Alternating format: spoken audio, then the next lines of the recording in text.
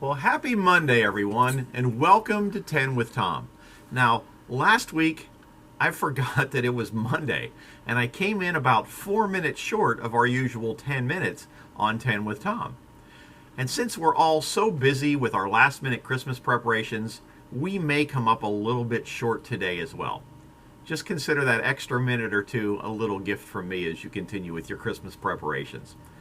In Hebrews chapter 11, verse 5, we read, "By faith, Enoch was taken from this life, so that he did not experience death. He could not be found, because God had taken him away.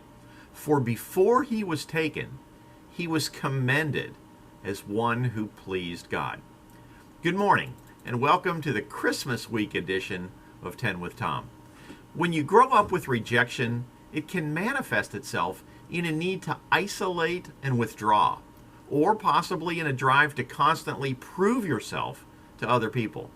One man said it like this: "I can still hear my father yelling, telling me I'd never be any good, I'd never amount to anything. And the more he yelled, the more determined I became to prove him wrong." Are the wrong voices speaking to you? If they are, stay with me. The Bible says that Enoch was commended, or that he had this testimony that he pleased God. And how did he do that? By faith. You see, God sees you differently than your parents or your peers do. Their acceptance is often based on your performance, how you did on that test, how successful you are in sports, how much money you make from having the right job, and so on. On the other hand, God's acceptance is based solely on your position, not the position of whether you're class president or CEO or a team captain or a workplace manager, but rather your position as a child of God.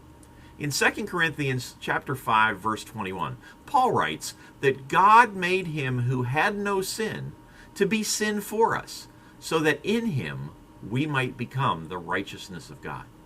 God sees us wrapped in the righteousness of Christ. Therefore, we are always acceptable to God. Now, this doesn't mean that we don't work hard, but it does mean that we should be working for the right reasons. Instead of constantly striving for God's approval, which we already have, we should be serving him out of gratitude. Once we understand that our identity and our worth aren't tied to our algebra grade, the car we drive, the clothes we wear, the size of our house, how many goals we score, how much we make, or what circles we run with, it should change our motivation. Instead of being concerned with which neighborhood we live in, our focus becomes concerned with our neighbors, who we see as people made in the image of God. Instead of focusing on how much money we can make, our focus becomes figuring out how much we can give to bless others as we further God's kingdom. Instead of worrying about the title that's on our door or on our desk, our goal becomes doing everything to the glory of God with excellence and integrity. In other words, instead of just working hard, we start working for the right reasons. And that's the word for you today.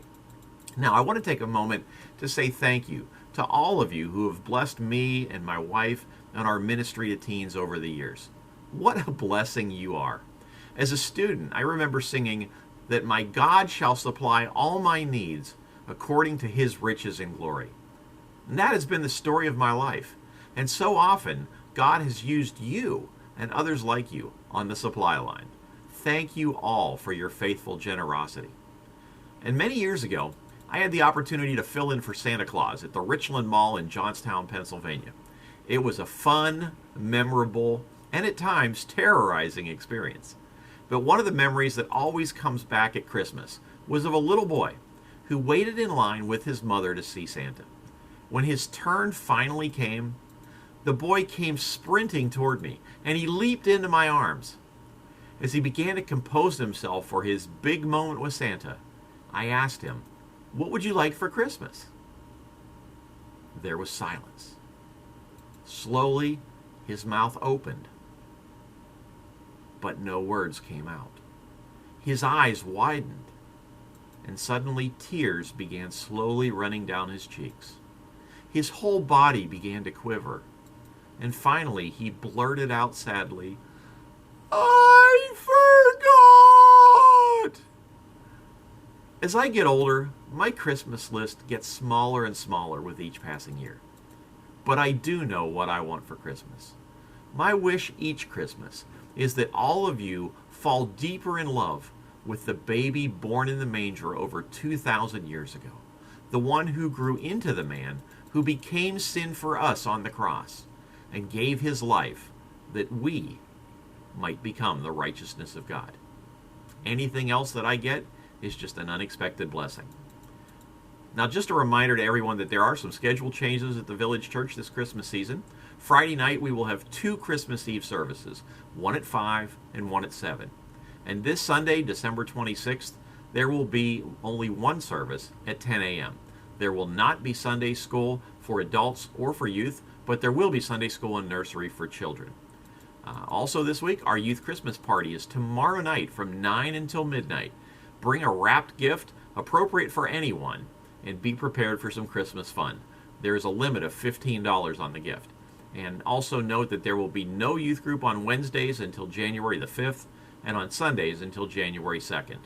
For those of you that are still shopping for Christmas, good luck and be safe out there. And for the rest of you, have a great day, and we'll see you on Christmas Eve. We love you, church.